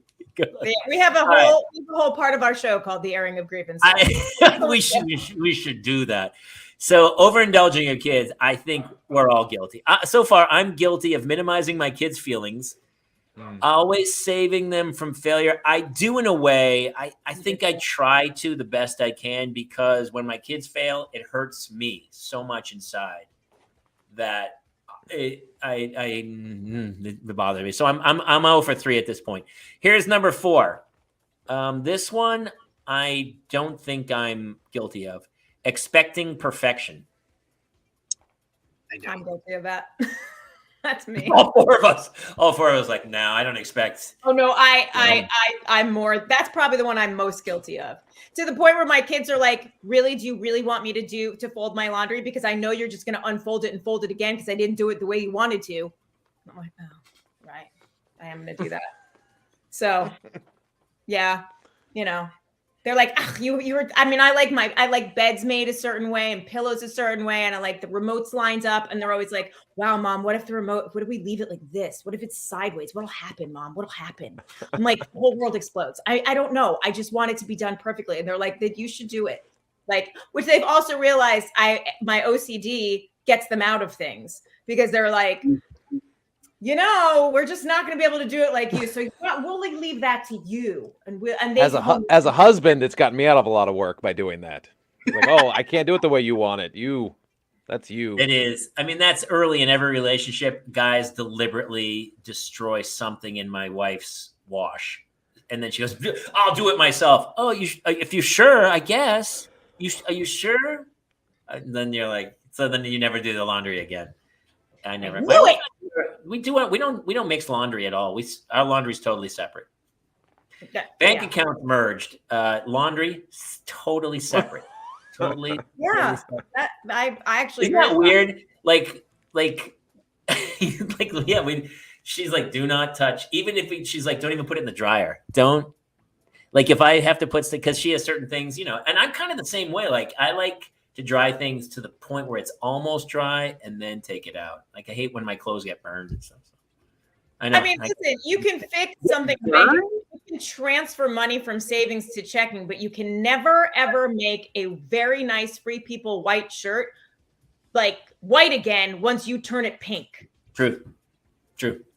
By the way, if my wife wears white pants to a kid's birthday party one more time, I'm going to tackle her. It's like every time we leave the house, I'm like, this is your choice? I mean, don't get me wrong. They look fantastic. They're great pants. Wouldn't wear them to a kid's birthday party. But jeans. Wear jeans. And then sure enough, 3 minutes into the ride, she's like, something falls on. And she's like, I'm like, I have one pair of white pants, and if my period's late, those are the pants I wear because I know that's what's going to bring it on. If I wear the white pants out in public, done. But that's your opener joke right there, Celia. When you do see that's your opener joke. That's a solid joke. True story. I wish I could tell you I'm kidding. I'm not. Like I do it in yoga too. And my teacher knows. Like Celia's hoping to get her period. She's wearing the white yoga pants today. That's what she's just making sure. I thought I was pregnant, but I wore my white pants, and turns out I'm just fine. Everything's going on. All done. I like it. We could start a whole line of them. Call them summoning pants. Accepting perfection. I think maybe grade wise, I'm always striving to get your grades up. I guess is that expecting perfection in a way? I don't know. No. And I think I feel like education and the amount of pressure we put on school and grades and everything is now anyway. So I think you do the best you can, but I think you're going to see some big shifts in education in this country anyhow. So. Here's the next one, making sure they always feel comfortable. That's a bad thing. Oh, please. It's a it's a parenting mistake, making sure they're always comfortable. Like emotionally or I mean, like safe or like what do you mean comfortable? Sure comfortable. Like, having them sleep on a board or what's happening here? I don't know. Making sure they always feel comfortable. I don't know. Maybe on a ride or something to make sure they have their iPad and they're wrapped in a blanket. I don't know. Making sure they always feel comfortable. Like, should I be adding more fabric softener in? Like, define the comfort level we're talking here. Are you leaving it on them to make themselves comfortable? Like, you get yourself situated. You do that. It's not my job to make sure you have your blanket or whatever. Maybe it's coddling in a way. Sheltering them or nice.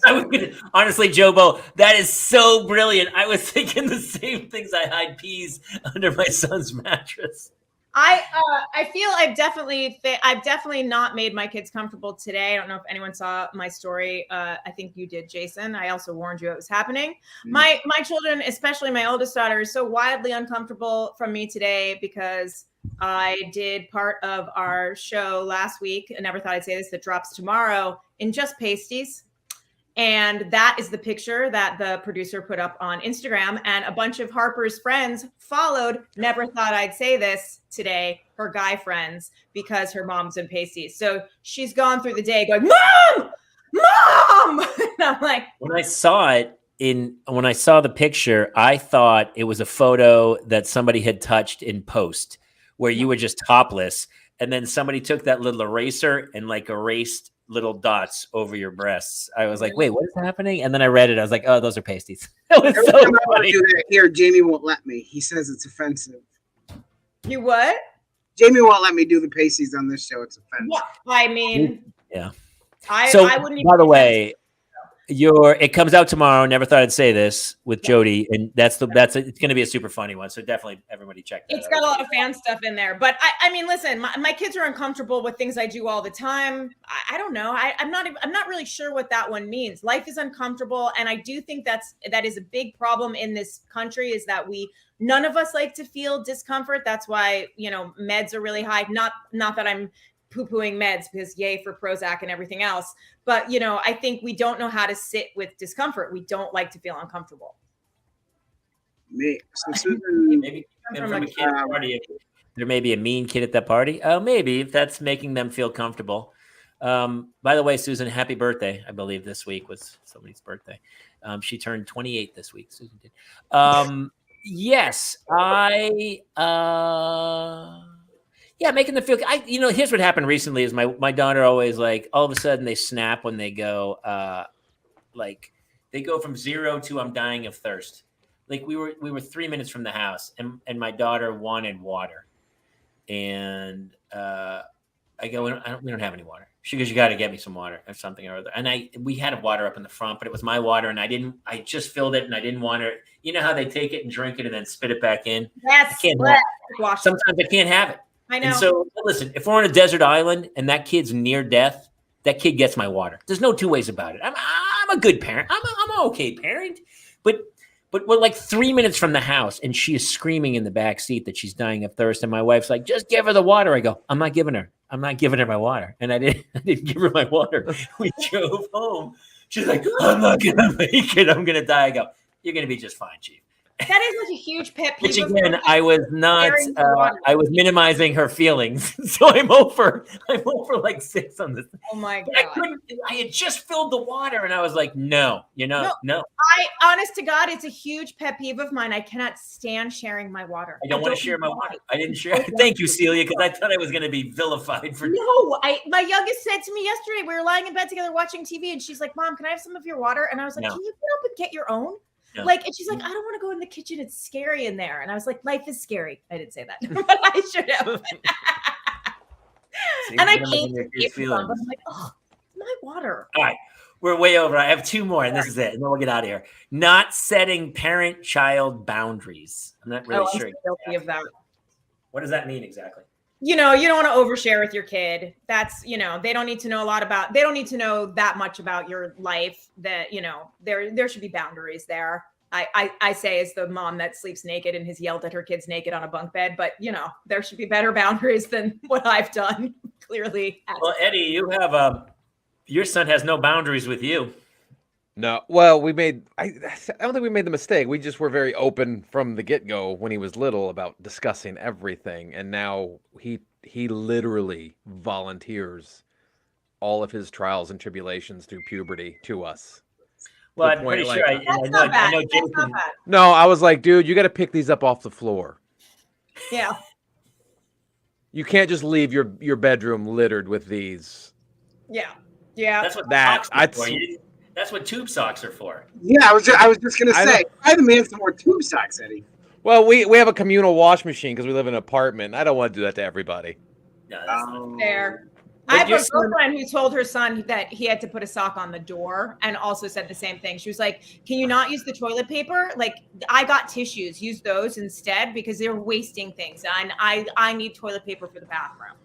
And I was like, oh, good Lord. Like, well, Eddie, I know this is part of your act, and it's one of my favorite stories ever. And I don't want to hear the whole story, but your son made you take a picture of his butthole. He was curious what his butthole looked like at one point in his life. And I tried to get him to go, like, hey, go look in a mirror. You deal with that. And he at the age, he either didn't have the dexterity or he wasn't limber enough to do it. So he requested I take a picture of his butthole to show him what it looked like. Okay. Well, what did he think of that?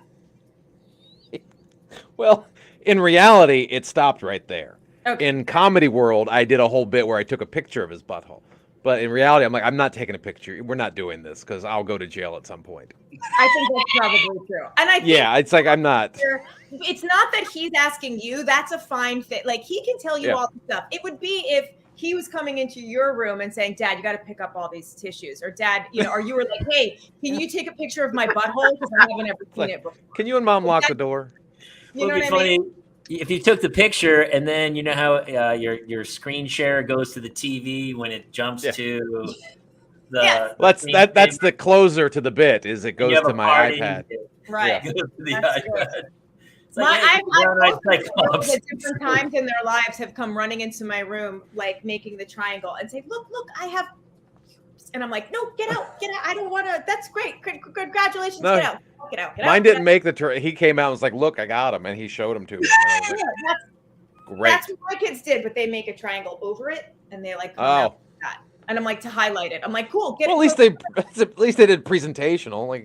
Mine was just like.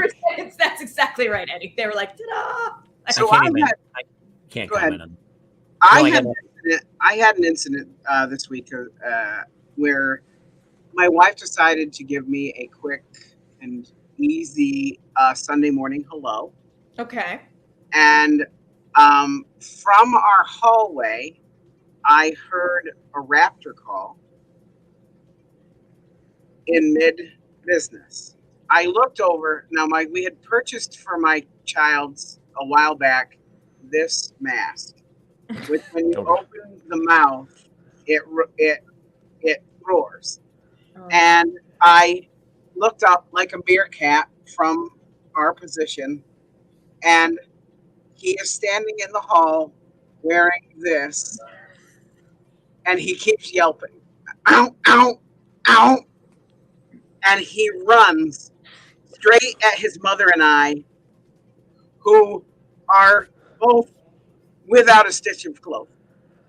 He jumps on and he begins biting. I am frantically trying to throw the child away from him. He keeps bouncing back. He is full claws, slashing, biting. He bit his mother's ass. And at that point, I am like, you need to get out of here. And he never breaks character. He says to us with a raptor voice, then you need to put on clothes. And then he ran out of the room. I mean, tell me, you looked at him out of the side of your eye and went, clever girl. You know, Is that your line? Clever girl. It should have been, they always hunt in packs, though. I'm surprised the other two should have been around the corner, right? well, I mean, they may have been there just waiting for their opportune moment. I'm not sure, but I tell you what, nothing kills romance quicker than a raptor call. Now, did you make him feel comfortable in that moment, or no? Did you minimize his feelings? Did you try to save him from failure? Were you expecting perfection, or were you just overindulging your child? I think he got the perfection. He didn't break character. He feel comfortable. I don't even know which of the three of you needs therapy the most from that situation. Everyone. I'm breaking out in stress hives again. It's me. Dude, here's what's crazy. Had you filmed and found one of those fetish sites with like very peculiar interests where it's like couples having sex with a dinosaur attacking them, you would make millions of dollars. Oh yeah, because I'm sure Child Protective Services would love child involvement. Yeah, that's a great idea. Susan says, kids remember everything and this will come back. She is not wrong. She is not wrong. This will come back at some point when you least expect it. I mean, to be fair, that's going to be a real problem for my wife's second husband long after I'm dead. That's true. That is going to be a real issue for that guy. That guy's going to have some issues to deal with from those two kids. All right, here's the last big parenting mistake. And I think this is number one for all of us. And I think that this show is a huge part to rectify this situation. Parents do not take care of themselves. It says not taking care of yourself as a parent.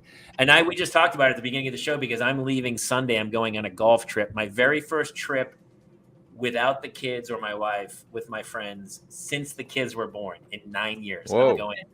And I'm having like panic. I'm losing like sleep. I'm a little nervous about the whole thing.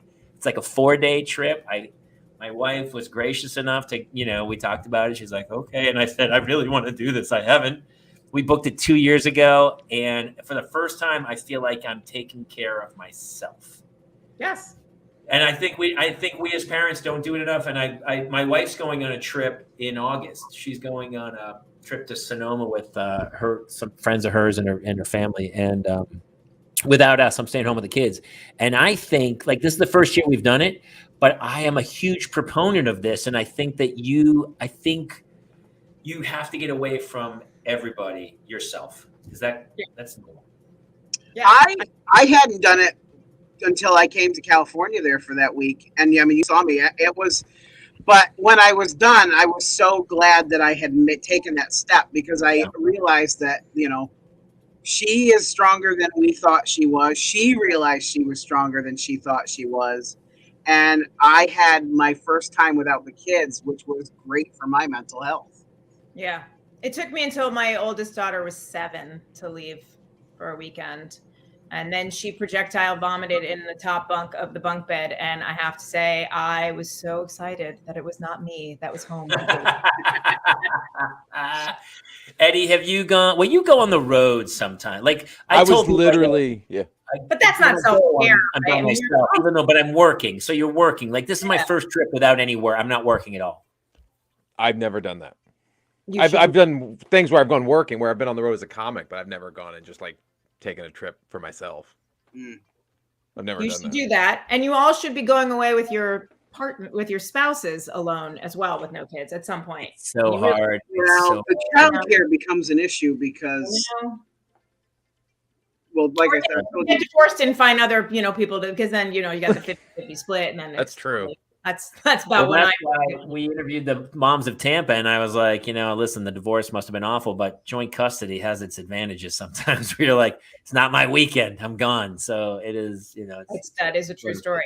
Yes, it's I would say. But honestly, if you can find childcare at some point, I think that's the other thing that I would add to that list is that it's also important to get away with your significant other. We need to book a gig for Eddie. Where would it be? Mazatlan? Are you doing a gig in Hawaii, Eddie? Maybe coming up. I would Santa Monica would be fine. That's just a night. Just honestly, a down night the street would be. I was gonna say in a tent community out there, or I could sleep on the beach. It's fine. Right. All right, honestly, Literally- we have to wrap. We've gone so crazy long. Honestly, one of my favorite shows tonight. I think it was super fun, and it was. I feel pretty great about from before the show till after. It's nice to talk about it like that. So it was good. Super fun. Honestly, all the people who came in, Narcolepsy, our new guy. Oh my gosh, it was so Rustin great. Provence, So many Genevieve fun is here. info. We got Rustin Provence for Wisconsin 3rd Congressional District. That's very important stuff. So that's it, I guess. I got nothing else for tonight. Definitely check out Celia's podcast. Comes out tomorrow. Never thought I'd say this. Check out the Ralph Report with Ralph Garman. We got to have him back on Eddie's show. I think it's on Patreon, but you can get one free one a week, and I think you'll subscribe immediately after that because it's a super funny show and it's great. Awesome. It's all about like a showbiz beat kind of thing, but they interview great guests and it's super funny. And then be sure if you're following us on YouTube or Facebook, please like us, subscribe, follow, and that's it. I guess I got nothing. Jason, anything? No, we are also October 14th and 15th. We will be in Sayre, Pennsylvania at the Sayre Theater doing our live stand-up comedy show. Tickets go on sale August 16th. Well, I'd definitely be involved in that. Eddie, maybe you'll have to just come for that show. Maybe I'll just show up. I know. That is part of the problem is like I never really felt the need to go away that much because I would go for stand-up, but it was also like, we don't work very hard on the road, and it's usually a travel. It's still kind of a break. It's kind of a break anyway. But honestly, since the pandemic, I haven't done that. I don't really do the road much anymore because I'm home. I haven't either. I know. So I'm kind of going in this thing. So, all right. Hey, huge thanks to everybody. Celia, Eddie, my pal Jason, Jamie Kaler here, and we'll see you next time here on the Parents Lounge.